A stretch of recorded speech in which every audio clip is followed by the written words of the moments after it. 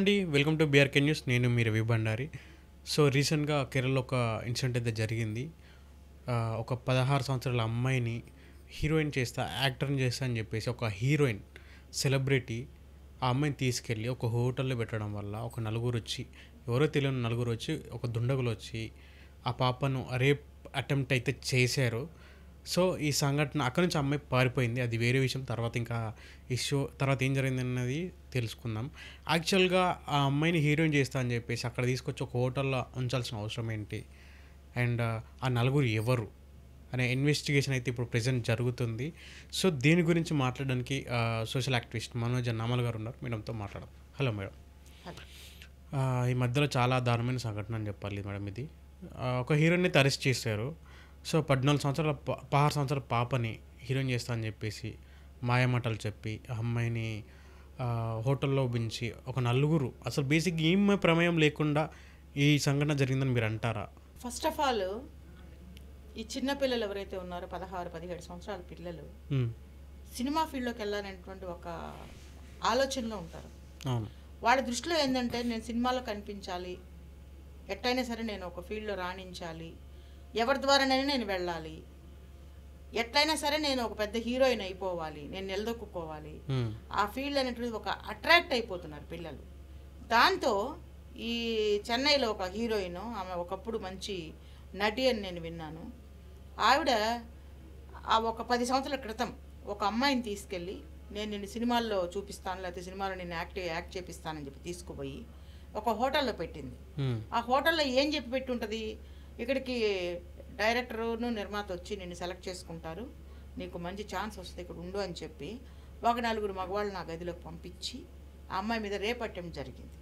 అప్పుడు ఆ అమ్మాయి తప్పించుకుని అక్కడ నుంచి పారిపోయి 10 సంవత్సరాల తర్వాత ఆ అమ్మాయి ఈరోజు వచ్చి కేసు పెడితే ఎవరైతే చేశారో ఆ హీరోయినే అరెస్ట్ చేయడం జరిగింది. అయితే ఇక్కడ మనం గమనించాల్సిన విషయము, ఈ 10 సంవత్సరాల అమ్మాయి ఎందుకు రాలేదు, ఎక్కడికి వెళ్ళింది, 10 సంవత్సరాలు ఎందుకు ఊరుకుంది అనేది మనకు తెలియాల్సి ఉంది. అది పోలీసులు ఎంక్వైరీ చేస్తారు. అయితే దోషులు ఏ రోజుకైనా సరే చేసిన తప్పుకి తన తప్పుకు ప్రాయశ్చిత్తం ఖచ్చితంగా జరుగుద్ది అనేటువంటిది మనకి ఈ కేసులో తెలిసింది. ఎందుకంటే 10 సంవత్సరాలు ఊరుకుంది ఎందుకు అనేది మనం క్వశ్చన్ వేసుకున్నాం. కానీ ఈరోజు అమ్మాయి వచ్చి కేసు పెడితే ఆమెను అరెస్ట్ చేశారు. ఆమె దానికి క్లారిఫికేషన్ ఇవ్వాల్సిన అవసరం ఉంది. ఎందుకంటే బాధితురాలు ఉంది, జరిగిన విషయం చెప్తుంది, నలుగురు వచ్చి తన మీద అటెంప్ట్ చేశారని చెప్తుంది. కాబట్టి పోక్సో చట్టం కింద ఇవన్నీ అరెస్ట్ చేసి ఉంటారని నేను, ఎందుకంటే అప్పుడు మైనర్ కాబట్టి ఈరోజు మేజర్ అయ్యి ఆమె నిలదొక్కుని వచ్చిందని నేను అనుకుంటున్నాను. అయితే రవి, అమ్మాయిలు ఈ యొక్క ఇలాంటి వాళ్ళు, ఇప్పుడు హీరోయిన్ ఏదైతే చేసిందో అలాంటి వాళ్ళు మన తెలుగు ఫీల్డ్లో కూడా ఉన్నారు. వాళ్ళ పేర్లు మనం చెప్పకూడదు, బాగుండు. ఒక 4 ఉన్నారు.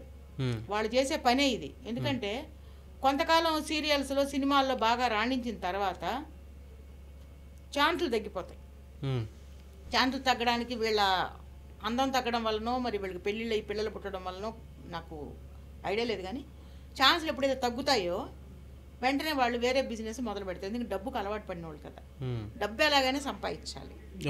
అంటే మనకున్న సఫిషియెంట్ మనీ కాకుండా ఇన్ అడిషన్ టు సంపాదించేయాలి. మనం బాగా సంపాదించి వెనకేసుకోవాలా, పోగేసుకోవాలా, లగ్జరీస్ కావాలి. లగ్జరీ లైఫ్ని వదులుకోలేరు. కొంతమంది హీరోయిన్ చూడండి, భర్త చనిపోయిన తర్వాత కూతుర్ని కూడా వేసుకుని సినిమా బయట షికార్లు, డబ్బులు.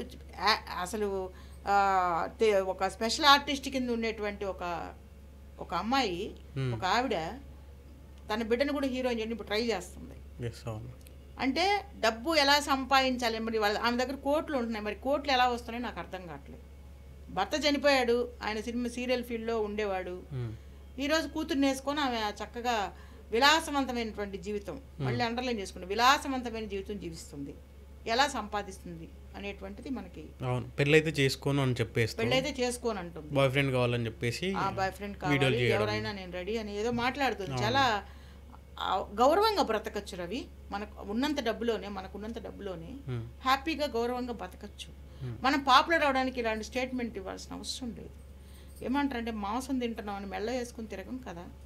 సో అలాగనే మనకు డబ్బు ఉంది, డబ్బున్నంత మాత్రాన నలుగురిలోకి వచ్చి నేను ఇది నేను అది పెళ్లి చేసుకోను అంటే, ఇప్పుడు ఒక మాట మన ఎగ్జాంపుల్ సునీత గారు ఉన్నారు, లక్షణంగా గౌరవంగా పిల్లల సమక్షంలో చక్కగా పెళ్లి చేసుకున్నారు. ఒక సాంప్రదాయబద్ధమైనటువంటి జీవితాన్ని తను జీవిస్తుంది. ఈరోజు తను మాట్లాడే మాటలు కూడా చాలా రెస్పెక్ట్ఫుల్గా ఉంటాయి. ఆమె అంటే నాకు ఎప్పుడు మంచి రెస్పెక్ట్ సునీత గారు అంటే. రెండో పెళ్లి చేసుకున్నప్పటికీ అదేం తప్పు కాదు. సో అలా అందరూ ఉండాలని నేను అనట్లేదు, ఎవరికి నచ్చిన విధంగా వాళ్ళు ఉండొచ్చు. కానీ ఇలాంటి స్టేట్మెంట్ ఇచ్చి ఇప్పుడు ఈ అమ్మాయి కేసులో కూడా ఇలాంటి వ్యాపారాలు చేసి డబ్బు సంపాదించాలనుకునేటువంటి వాళ్ళు ఉంటారు. కాబట్టి అమ్మాయిలు తొందరపడి అలాంటి వాళ్ళని నమ్మి వాళ్ళ వలలో పడద్దు అనేటువంటిది నేను చెప్పదలుచుకున్నాను రవి. ఎందుకంటే సినిమా ఫీల్డ్లో నిలదొక్కుకోవడం కానీ, అందులో యాక్ట్ చేయడం కానీ, అందులో ఉన్నటువంటి పాలిటిక్స్ తట్టుకోవడం కానీ ఇవాళ రేపు అమ్మాయిలు తట్టుకునే పరిస్థితుల్లో వీళ్ళు లేరు. ఎందుకంటే మానసికంగా వీళ్ళు చాలా, ఒకప్పుడు నేను చెప్పా బలవంతులని, కానీ ఈ ఫీల్డ్లో ఈ బలాన్ని బలవంతులు అయినప్పటికీ కూడా వీళ్ళని కూడా తొక్కేటువంటి మృగాలు ఉన్నటువంటి ఫీల్డ్ అది. చాలా జాగ్రత్తగా ఉండాలి అమ్మాయిలు అనేటువంటి. మనకి టాలెంట్ ఉందనుకోండి, దర్శక నిర్మాతలు మన దగ్గర క్యూ కడతారు. టాలెంట్తో పైకి వచ్చిన కొంతమంది హీరోయిన్స్ ఉన్నారు కదా, సౌందర్య ఉంది, సాయి పల్లవి ఉంది, అమ్మాయి పేరేంటి చైతన్య, మంచిగా యాక్ట్ చేస్తారు వీళ్ళందరూ. ఇంకా చాలామంది ఉన్నారు, నేను పేర్లు చాలా చెప్పలేను కానీ అన్నీ చెప్తే టైం సరిపోదు. పిల్లల్ని నటినటులుగా చేయాలని ఆలోచన ఉన్న తల్లిదండ్రులు పిల్లల్ని ఇండస్ట్రీలో పంపించే ముందు ఎలాంటి జాగ్రత్తలు తీసుకుంటే మంచిదంటారు? తెలిసిన వాళ్ళు, మనకి నమ్మకం అనుకున్న వాళ్ళ ద్వారా వెళ్ళొచ్చు, తప్పు లేదు. ఎందుకంటే మన కుటుంబానికి ఒక సన్నిహితమైనటువంటి ఒక బ్రదర్ లాంటి వాడో లేకపోతే ఒక ఫాదర్ లాంటి వాడో ఉన్నారనుకోండి, అలాంటప్పుడు మనం వాళ్ళని నమ్మి వెళ్ళొచ్చు. బాగా నమ్మకం కలిగి ఉన్న వాళ్ళు అయి ఉండాలి. మనకి బాగా అంటే మనకి హాని చేయడు, మన బిడ్డ సేఫ్ అనుకుంటేనే వీళ్ళు పంపించాలి ఆ ఫీల్డ్లోకి.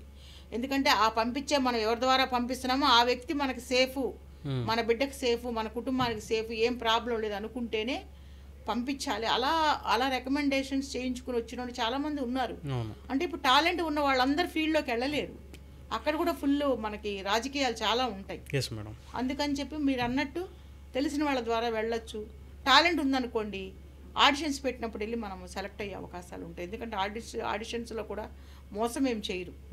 నిజాయితీగానే మనం మంచిగా యాక్ట్ చేస్తే వాళ్ళు మనల్ని ఖచ్చితంగా తీసుకుంటారు. ఎందుకంటే టాలెంట్కి ఎప్పుడూ ఒక పెద్దపీట వేస్తుంది సినిమా ఫీల్డ్. కానీ అందులో కూడా కొంతమంది చీడపురుగులు ఉంటారు. ఆ చీడపురుగులు దాటికి మనం తట్టుకోవాలి అంటే తట్టుకోగల ఆత్మస్థైర్యం ఉంటేనే స్టెప్ వేయాలి, లేకపోతే దానికి దూరంగా ఉండడం ఎంతైనా మంచిది అనేటువంటిది పిల్లలకు నేను చెప్పేటువంటి విషయం. మనకి ఇక్కడ ఈ 16 సంవత్సరాల పాప ఎవరైతే అమ్మాయి ఉందో, ఆ అమ్మాయి ఎవరైతే హీరోయిన్ అమ్మాయిని తీసుకొచ్చిందో ఆ హీరోయిన్ ఈ పాపకి బంధువులే. సో తల్లిదండ్రులు ఆ బంధువులైన హీరోయిన్ని నమ్మి పంపించారు. సో ఇక్కడ తల్లిదండ్రులది ఉన్న తప్పు ఏమంటారు మేడం? అంటే ఆమె గురించి తెలుసుకున్నారో లేదో మరి నమ్మి పంపించారండి. నమ్మినప్పుడు కూడా ఇంకా అలా చేస్తే మనం ఏం చేయలేము. ఎందుకంటే ఆమె గురించి కొంత ఇంత అవగాహన లేకుండా ఉండదు. కాకపోతే ఏంటంటే బంధువురాలు కదా, ఫ్యామిలీ రిలేటివ్స్ అంటున్నారు కదా, నమ్మి పంపించారు. కానీ ఆమె మోటో ఎలా ఉంది, ఒక అమ్మాయి దొరికింది, దాని ద్వారా డబ్బు సంపాదించాలి, నలుగురిని పంపిస్తే ఆమెకు డబ్బులు ఇస్తారు కదా, డబ్బులు ఇవ్వకుండా ఎవరేం చేయరు కదా. చెప్పే కదా, ప్రతిదానికి డబ్బు, ప్రేమలు, అభిమానాలు, మనకు తెలిసిన అమ్మాయి, మనకు తెలిసిన అబ్బాయి, ఇదిగో వీళ్ళని మనం పరిచయం చేద్దాము, అలా అందరినీ నమ్మి పోకూడదు అంటున్నాను నేను. అదే ఇందాక చెప్పింది. ఇప్పుడు ఈ విషయంలో నమ్మడం కూడా తప్పే మరి. ఎందుకంటే ఆమె గురించి అంతో ఇదో తెలియకుండా ఉండదు వీళ్ళకి. తెలిసినా కూడా పంపించారు అంటే నమ్మి మోసపోయారని నేను అంటాను.